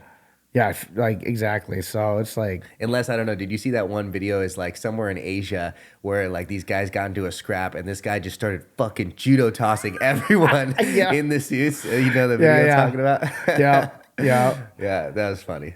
Yeah, it's when you see shit like that, it's hilarious. Like, that is hilarious. Some chick, and then you see some random chick like just judo tossing some dude trying to steal her purse. Yeah, exactly. Or that gal, I forget if it was Claudia something. She was in Brazil and some guy tried to rob her, and she just beat the living shit out of this guy. Gadella. Yeah. Claudia Gadella. Yeah. Claudia Gadella. Yeah. She's like a model and a UFC fighter. Yeah. Some guy tried to grab her purse. She just fucking lit him up. The picture of that guy's face is like fucking two black eyes just beat to shit. Yeah. I mean, that's what you love to see that. Right. Like, you don't know who you're fucking with on the street anymore. No. Yeah. Especially now, I feel like just MMA, jiu-jitsu, all of it's becoming much more popular. Yeah. Over, it's crazy. Like I started jiu-jitsu in like 2015. It's like when I started going nonstop. And it's like just in that short time, it's gotten just exponentially more popular. I feel like when I started, I would say, I do jujitsu to, a coworker or something, and they're like, okay, so, you're kicking people and you're punching people and stuff. And now I think just the general public has like more so a basic understanding of just, you say jujitsu and they're not like lost. Exactly. Yeah. They understand. Yeah. And now it's like you don't see it as much where people are like, oh, you do kung fu. Yeah. Like, no, I don't. Yeah. We wrestle in pajamas. Yeah, exactly. Next time someone tells me that and they don't know me, I'm going to like, whoa, whoa. That's what you do? The little whoa. Yeah. And it's funny, like sometimes like I wear jiu-jitsu shirts and people are like, you do jiu-jitsu? I'm like, nah, it's just my friend's shirt. Yeah. Like there's been a few times where they're like, are you Jay Pages? No, it's this guy. So I'm like, I let them just fucking talk to him. So that's funny. Yeah. So what year was it when you first because to even have that type of reaction with a random person, what year was it when you very first started your gym? 2000. So I started my actual team 2007, actually. Okay. Year. Wow. So like 16 years now. Yeah. It's a long time.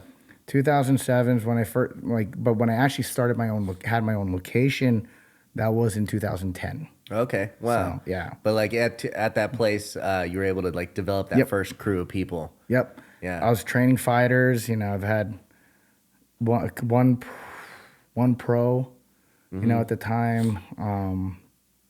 Who else? I had a bunch of amateurs. Yeah. Could have gone. My cousin was one of my first really good amateur fighters. She held two amateur belts with Tough Enough. We've gone to Colorado on numerous occasions for fights, to Jackson's in New Mexico, and nice. It was but yeah, it was like I think my first really big fighter that I coached at the time was Richie Hightower. He was actually in one of the earlier Ultimate Fighter houses. Okay, interesting. So, but yeah, it was fun times. I was a lot more into MMA back then than I am today. Just as a fan or like the practice as a coach, of it? As a coach and the practice of it, and I just got to a point where I just didn't want to deal with the environment anymore and the people involved. It's just, too many people, the lack of respect, the lack of recognition or acknowledgement, and just, it was a pain.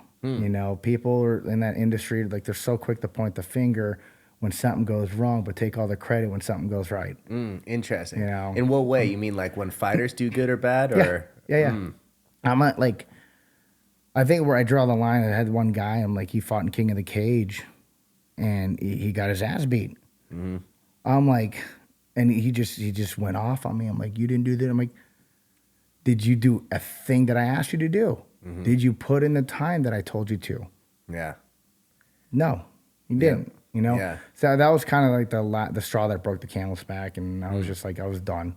Yeah. I was just gonna stick with just coaching jiu-jitsu, and then I saw an opportunity to get, for people to get into submission only with, EBI and stuff. So we started going in that direction, and started getting into that, with Mercedes and her bullpen submission series. And that's where where Oscar and all them got their start competing in sub only. And then, which I love that, what Anthony and Mercedes have done down there. It's really cool. No, it's great. And then it's doing good. It's and great. They were paying people too. I won some money doing a tournament down there. It's awesome. That's why we've always supported them, in their events. And now it's Anthony's a cool guy. I like him. Dude, he's a sweetheart. Yeah, he's a great guy.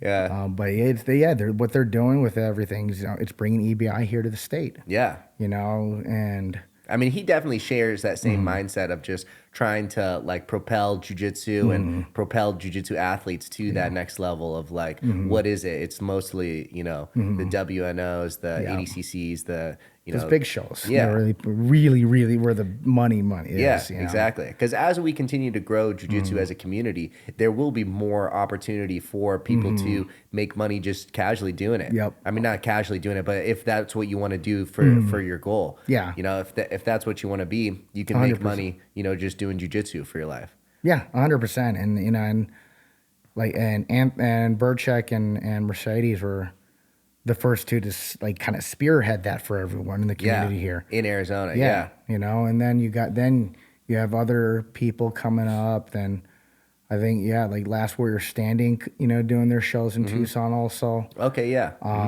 Then Were they also paying people? I don't think so. Yeah. They didn't. I don't think any of my guys ever got paid from them. I think Arte Suave is the same, but it's no sign up fee either. Exactly. So, Exactly. you know, Yeah. kind of get what you give. Yeah, exactly. And I like that more shows, you know, are coming to Arizona. Like, I want to see more shows. Like, I wish, you know, Fight to Win was would come here more, or was what it used to be. But I just think that Seth spread himself too thin by working with ADCC, so to where I think like Fight to Win's kind of falling off the wayside, and it's not the same.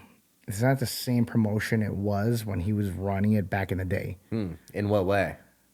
Like we didn't get matchups until like the week of. Yeah. You know, like, and he's like there. I was having like guys.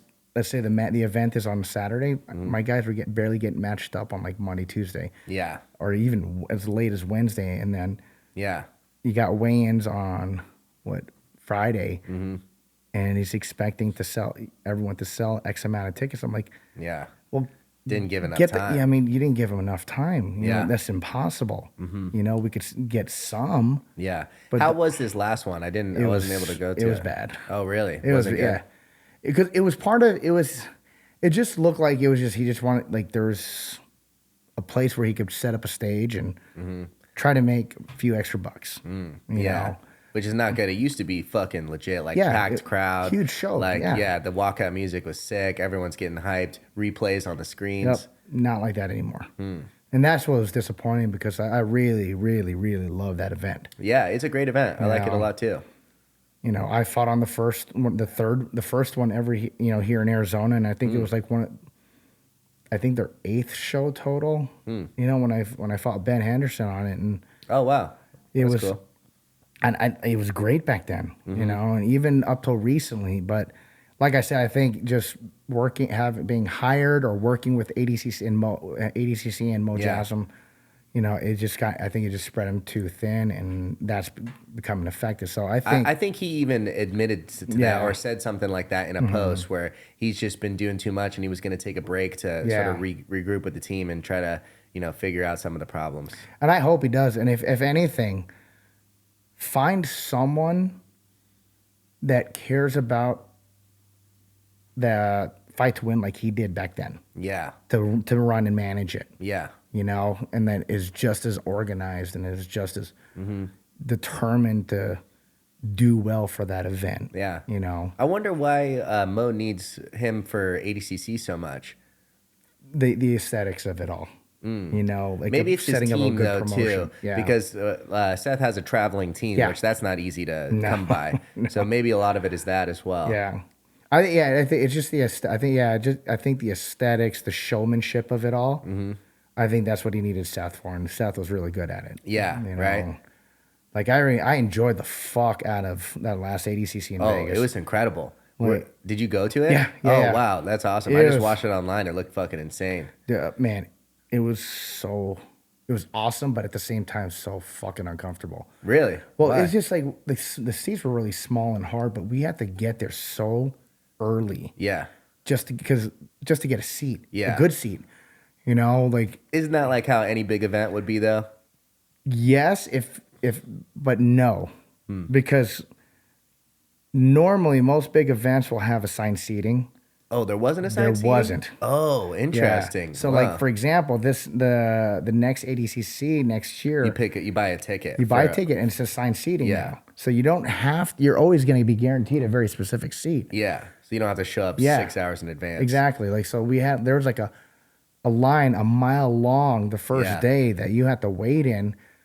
Like and then the I next wonder day, why they wouldn't do that. That seems like a pretty Yeah. easy oversight because you can sell the front tickets for a lot more than you sell the top ones. And Why that's would what you they're just do an doing. average? Yeah, and that's what they're doing. I know. I looked it up. It was like $200 for some shitty tickets. Yeah, yeah, and then almost $1,000 for Yeah, like up close. I think it's all lower sold out now Yeah. too. Yeah. Just as of like a week ago. Yeah. Anything up close is sold out. yeah. I was just going. I'm just gonna watch it on TV. Yeah. But but honestly, it was a great show. You know, I heard a lot of people complain about the announcer chick.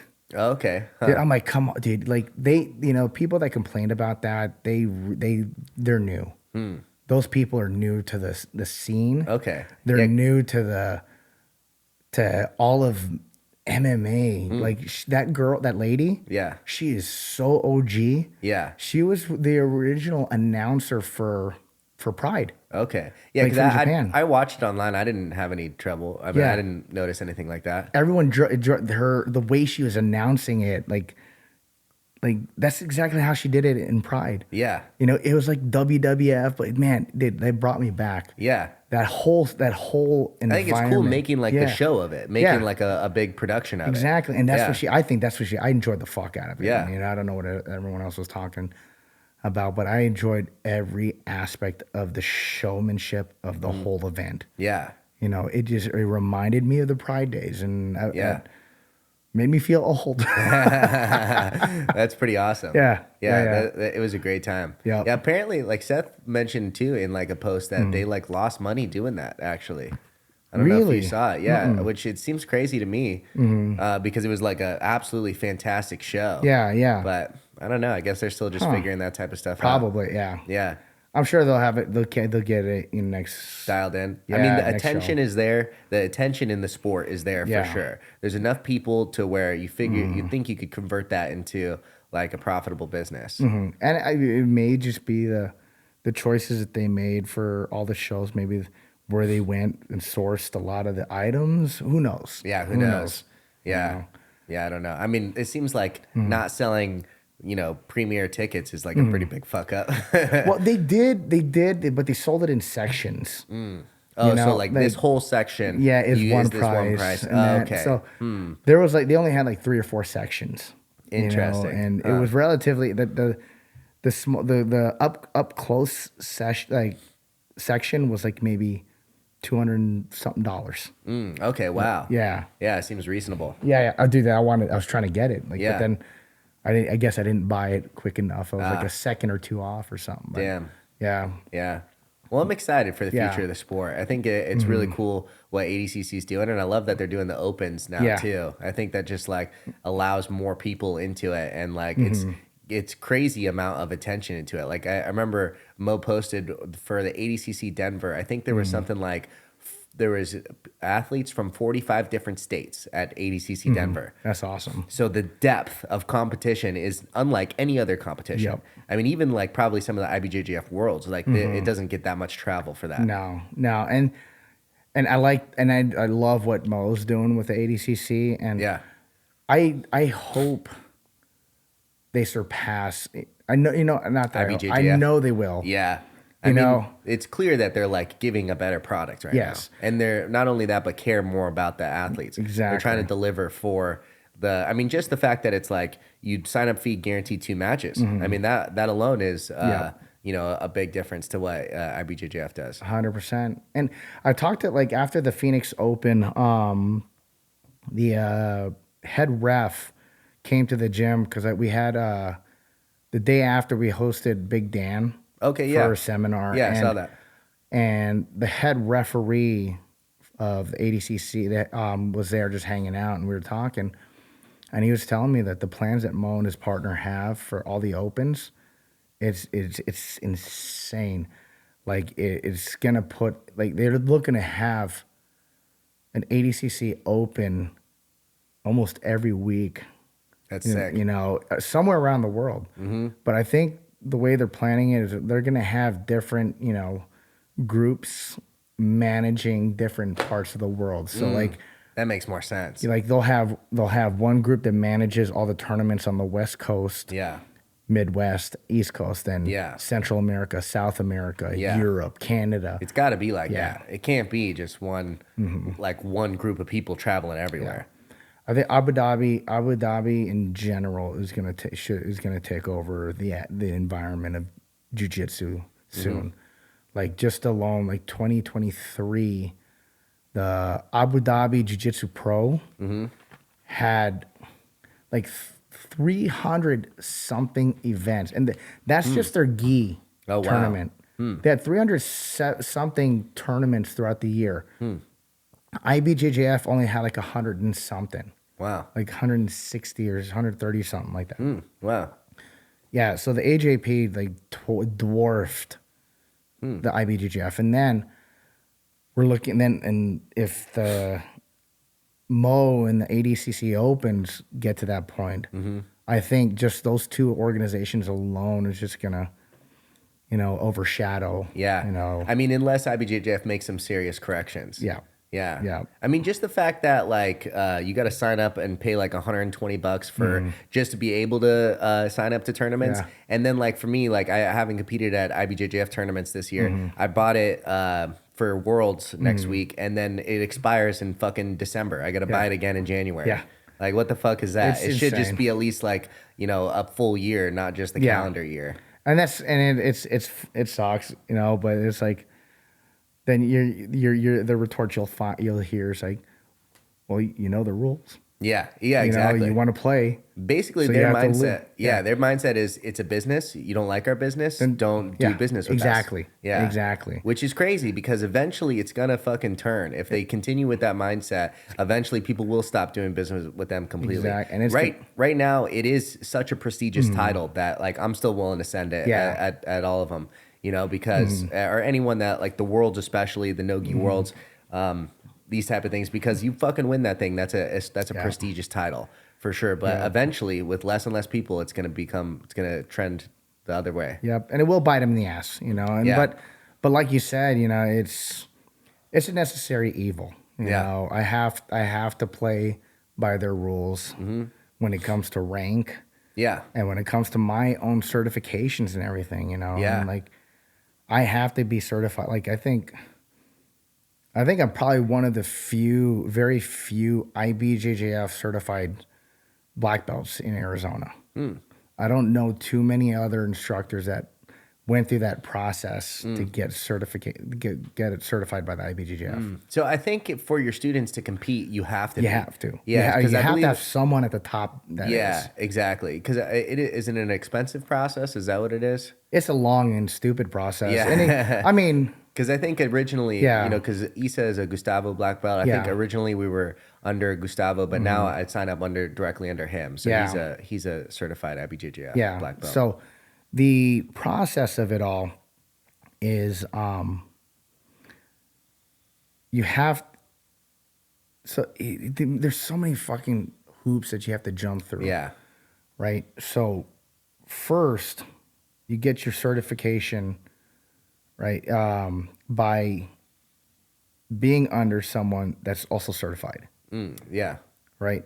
And so I think I probably had the hardest route to get certified. Because of who gave you your black belt. He wasn't certified. Yeah. Because back then it wasn't even a thing. No one cared the requirement for a black belt certification was not a thing up until like maybe 2009, 2010. Yeah. So before that, it was like, who cared? Like no one cared, Do you think there's some utility in the strenuous certifications? Like, could you like steelman the IBJJF's position from on this? There is utility, but just for the IBJJF. Because it's only worth it in that. But because of the level that it's at, if you want to compete and play in their game under their rules, you have to be under someone that does too. Yeah. you know? Yeah. So that's like, you're kind of like getting your arm twisted and being forced to have to do it. Yeah. I guess their position would be to try to prevent like the fake black belts. Yes. The people who are just random people who fucking went to Amazon and bought a black belt. However, it's still not 100% foolproof. The IBJS system. Yeah. So it's not common. Like not even a percentage of a fraction of a percent of the people have been caught. You know, you can't fake that. Yeah. You can't, especially once you go to actually compete. Yeah. Like the belt is the belt, you know? Yeah. Yeah. So here's a perfect example. Like, what is it? Belt checker. Are you familiar with belt checker? So basically, belt checker was started by the guy that owns the BJJ Globetrotters. It was more or less like kind of like a jab or a fuck you to the IBJJF and their standards of rank. What's funny is most everyone still follows the IBJJF standards. Yeah. But this is more of like a peer-to-peer, like standardization or review of an individual's rank. Okay. Huh. Right? Versus like the top down, just one guy deciding or one group deciding. Yeah. So basically, like, for example, I get on there, you know, people will vouch for my belt if he's, you know, if I'm legit or not, like whether they've trained with me or rolled with me or learned from me kind of thing, you know? So that's the kind of peer-to-peer thing I'm talking about, you know? So that could be a solution in lieu of what exactly. they do. Yeah. However, there's one person, and it was actually locally here in Arizona, where someone was still able to get their certification through the IBJJF, but it was signed off by someone else that wasn't their promoting instructor. Interesting. Right? How they got around all of that and got the IBJJF to approve it, beyond me. Yeah, right. But it's still, he, you know, even that promoting, the person that signed off on his application to get certified. Yeah. I mean, he's like, no, I didn't promote him. I just went off his word that, you know, this guy told me that he. Interesting. But not one bit of his history was able to be justified. Yeah. You know? Yeah. So now he just fell off the face of the earth. Yeah. And then you have another, and that's just one thing where you could still get IBJJF certified, but that doesn't guarantee you're still legit. Yeah. You know, I also too, you know, what I think is that like anyone should be able to sign up for any skill level if they really want to send it. Yeah. You know, like the test will be the actual competition. I agree. So it's like if you want to sign up for expert and ADCC allows it, you don't have to be like a black belt or something to sign up for expert. You sign up and then, you know, you get after it. And what's interesting is like Jiu-Jitsu is probably one of the only few like legit martial arts that have a belt system. Yeah. Like boxing doesn't have a belt system. Muay Thai doesn't have a belt system. A lot of the like super legit martial arts don't have belt systems. And you see like great like counter arguments to the belt system, like Cole Abate winning the ADCC trials at a blue belt. You know, he was just fucking wrecking black belts at blue belt, but it's because he'd been training for a long time. He was just technically not allowed to be ranked above that because of the IBJJF standards, when in reality, I mean, the kid was a black belt. Yeah. Yeah. I mean, and there's different levels to it, and there's a whole different level of jiu-jitsu, like, because like you said, he's been training and competing since he was a kid. Yeah. So like 4 years old or less. Yeah. So there's and then you got someone versus some like only been training X amount of years. So like he's got more time training and competing under his belt than most black belts do. Yeah, exactly. You know, and just I think the level of competition has completely gone through the roof. Yeah, it is. And I think, in my opinion, rank no longer determines the skill anymore. You know, It's less of a meaning. it's exactly because like you look like last night Luke Griffin was like a purple belt, Yeah, something like that. and he beat Jujitsu black belt, high level Jujitsu black belt, submitted him yesterday. Yeah, for sure. You know? Although he's a Danaher purple belt, which it's like you got to win ADCC to get your next belt. And again, it's just, like I said, Yeah. it's just different levels to it. Yeah, for sure. And yeah, I mean, it just shows that like the belt system is very subjective. Yeah, exactly. It is. Like what matters is the skill set. Exactly. Yeah. Exactly. And just like I kind of had like this standard I have with the squad. Mm-hmm. My goals for my guys, they should be able to submit someone 2 belts above their rank. Yeah. So I want like my white belts before they get their blue to be able to, it doesn't have to be on a consistent basis, but still be able to hang and submit with submit a purple belt. Yeah. Blue, same thing with the brown. Yeah. Purple, they should be able to do that as a black. Yeah. It's a good standard to have. And what's funny is I didn't always have that standard. Mm-hmm. That standard didn't come around until Oscar and Gabe were purple belts. Okay, interesting. And then they started like, we get a lot of visitors coming through. Already blues, already purples. Yeah. So, and, I don't charge mat fees, so and I advertise it. And so we get a lot of visitors and a lot of black belts that come through. Like I had like Oscar and Gabe will roll with them and they were catching them all, and ever since then, that was kind of like a standard I started setting for my guys. And does it have to be someone from out of town? Does it have to be in a competition? No. Yeah. Like even if it's like I have a white belt, he just started, he's only been doing jiu-jitsu for a year, maybe a little longer, but no more than a year. And then he's like over time, he's starting to hang with the blues, submitting blues, started then see him roll with purple belts, and he's catching and arm barring, purple belts pretty regularly. So then I'm like, all right, and next promotion I'll give you your blue, kind of thing. So, I mean, it's a good standard to have. You'd much rather be the fucking badass blue belt than the purple belt that's getting wrecked by everyone. Exactly. Yeah, that's how every person should, view their promotions, is that you should be much deserving of the next belt before you give it. Exactly. Yeah. And that's really and that's actually we've done this once, and I really want to do it again, where we group up all of our, the next one I want to do is a white belt tournament. Okay, I saw the one where it's like who's the best blue belt or whatever. Whoever wins gets their purple. Yeah, that was pretty sick. Yeah, I want to do that with a bunch of white belts. Nice too. So you have to submit. There's no time limit. Yeah, just no time limit. Sub only. Yep. Okay. Wow. And you have to go through the whole tournament, the whole bracket. Yeah. Wow. You have to go through everyone. Huh. Each match is no time limit. Yep. Wow. Did you have any fucking 30-minute matches? There was one. Yeah, there was one, but most everyone went pretty fast within 10 some minutes. Okay.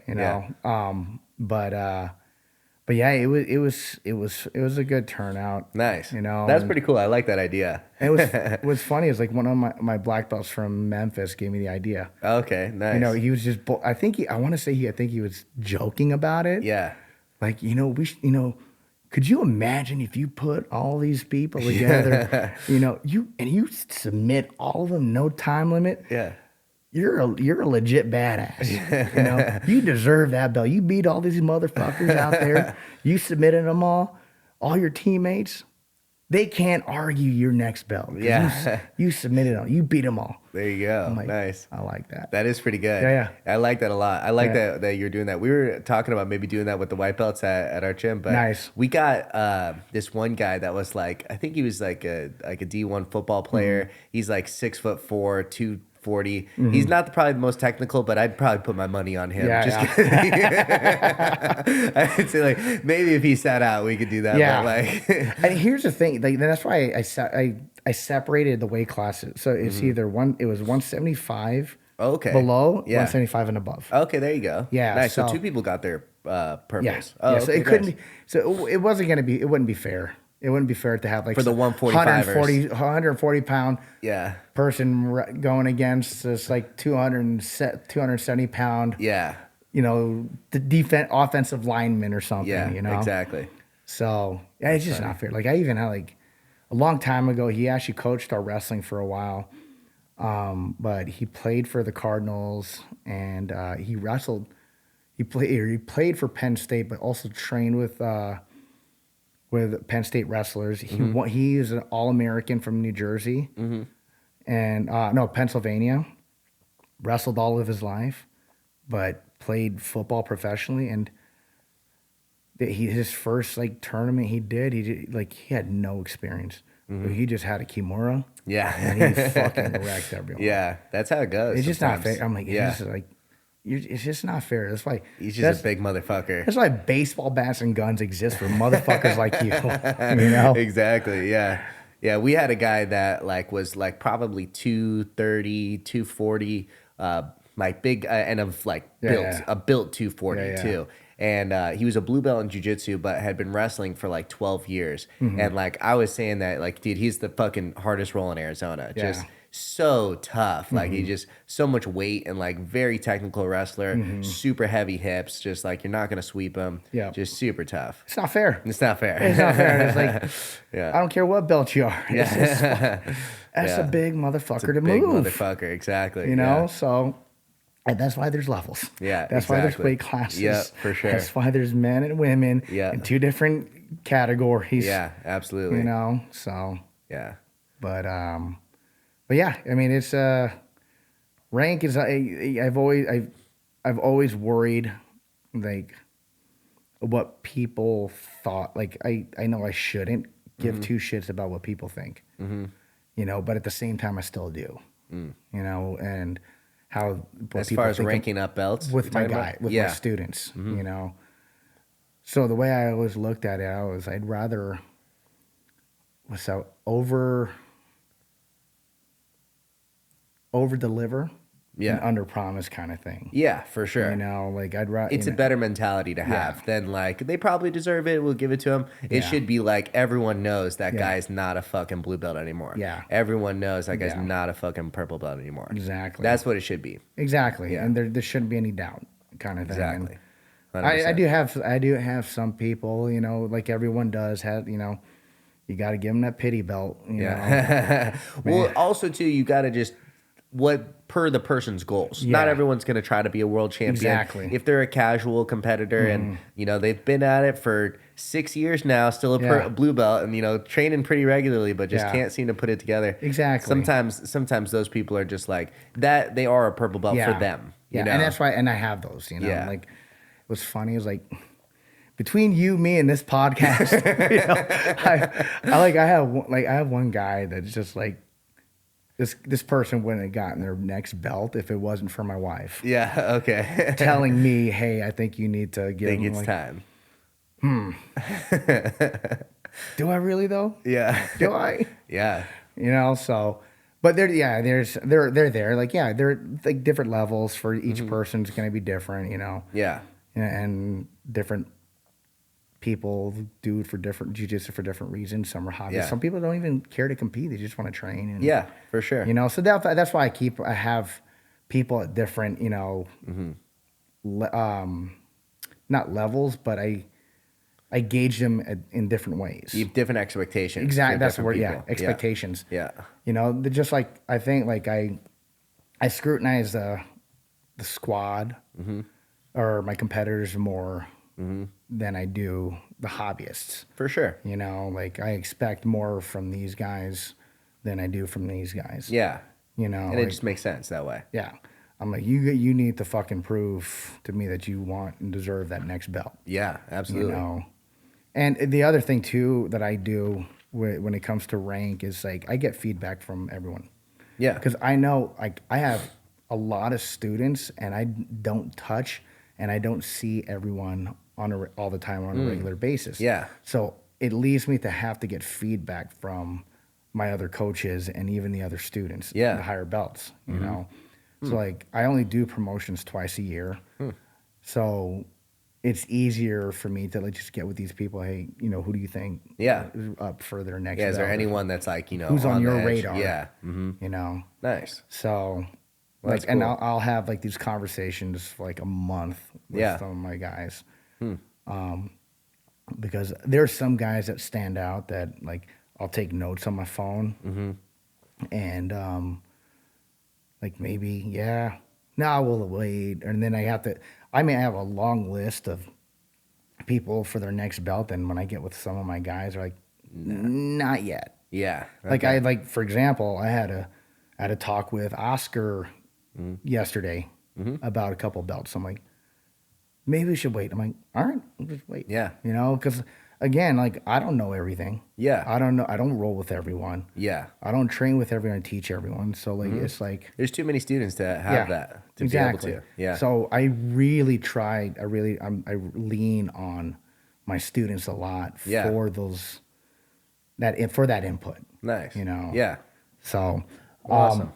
but yeah, I mean, one of my biggest worries is just like as a coach is like, are my guys doing well enough, or look at my students well enough to know or think that I know what I'm doing? Yeah. You know? Like they've been promoted accurately. Yeah. Yeah. You know, and Well, it's good to be introspective like that. It's important. Yeah, and maybe it's a selfish thing because I'm worried more about what people think of me as a coach because I have no dreams or aspirations at this point of trying to win worlds. My competitive career, attempts and tries and careers long gone. Will I still try and compete in them? Absolutely. I'm going to try to compete as long as I can. Not as often as I used to. Like, fuck, I had only competed once in the past 3-4 years. And, but because my emphasis is my guys and the students and their competitive careers. But, so my concern is my image now as a coach. Yeah. Am I putting out a good product? That's the image I'm worried about. So like I said, it's like maybe it's a selfish thing. Yeah. Because I'm worried about what other people will think.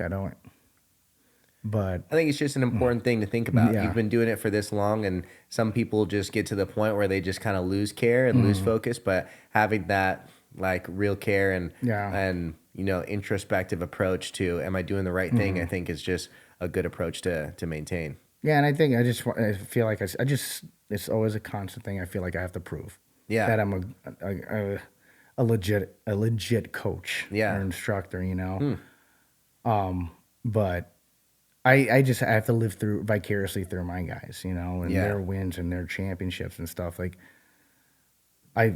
that's my goal. I've never, I've come close to winning worlds once, and I've won American nationals and only took third at Pans, but that was a long time ago, Yeah. And my competitive image, I could give two shits, Sure. but my image as a coach, Yeah. like I feel like I need to prove, I still have to prove something. Like if something goes wrong, if one of my guys loses, I feel like I did something wrong. What did I do wrong? What can I do to make them better? Yeah. Like there's been times where they don't always have the greatest performances. We don't always get the best results. And like even at times where I have guys I think they should win, but they get demolished. It's like, well, fuck me. What did I do? What can I have done better? And fuck, it's my fault. I'll always be the first one to take the blame if someone loses, and what can I have done to do better for them? And it's gotten to points where like I've come to tears, for the losses of my guys. Like when it breaks my heart, like when I see like Gabe and Oscar, and when they lose, I always want to see them win. I never want to see them sad. Yeah. And it's never a great thing when you lose, and even the other the rest of the guys and girls, and It's like, it breaks my heart to see them sad. Like, they're my kids. Yeah. You never want to see your kids Yeah. sad. And man, there's like been so many times where like I'm driving home from a tournament just crying because like I'm thinking I'm a horrible coach. Wow. Like, fuck, do they need someone else? Do they need someone different? And like, can I not do for them what they need? You know, I'm always, that's my constant internal battle with myself. Wow. You know, so it's just, I'm trying to always, like, doing my best to always study and find new coaching methods and see what everyone's doing, you know, to get their athletes better, faster, and stronger for competitions and whatnot. And how do they learn? How do they absorb information quicker and faster? You know, and I want to say I spend at least, 6 to 8 hours a week on just studying material. Wow. You know, and because again, it's just like that. It's the most heartbreaking thing to just see. For me, to see my student sad because he lost. Yeah. You know, and right now it still makes me choke up. You know, just thinking about it. And Yeah. you know, I just want to be the best I can be for them. You know. Yeah. Well, taking that approach and such a serious approach to it, I think is the only way. Like, losing is part of the process. Yeah. It's part of the warrior's path, is that you lose and you win. You know, it can't be just constant winning. So Yeah. having such a serious attention to it and serious approach to it is, I think, probably what makes you such a great coach. Oh, thank you. Yeah. I'm trying, you know. It's, you know, like you said, it's a process. Yeah. You know, and you're going to have the ups with the downs and That's it. the highs with the lows. But I still can't like not think about it, you know, like it's always going to be a thought, what could I have done better? Yeah. Well, continuing to have that thought, Yeah. and not like, well, hey, fuck that guy, they suck, is probably the best mentality to continue Yeah. with. So I'm trying. yeah. Well, awesome, brother. Yeah. Thank you very much for coming. No, I dude, I really had fun. appreciate it. I love your open mats. I love what No, you're doing. appreciate it. And I appreciate the good energy. I've got some more work to do, unfortunately, but I'm sure we could talk for hours. And you gotta come back on another time. Absolutely. Absolutely. Thanks, brother. Well, awesome, brother. Thanks Thank for you. having me. Well, Appreciate you. Awesome. That was, how long did we? Almost 2 hours. Oh, shit. Yeah.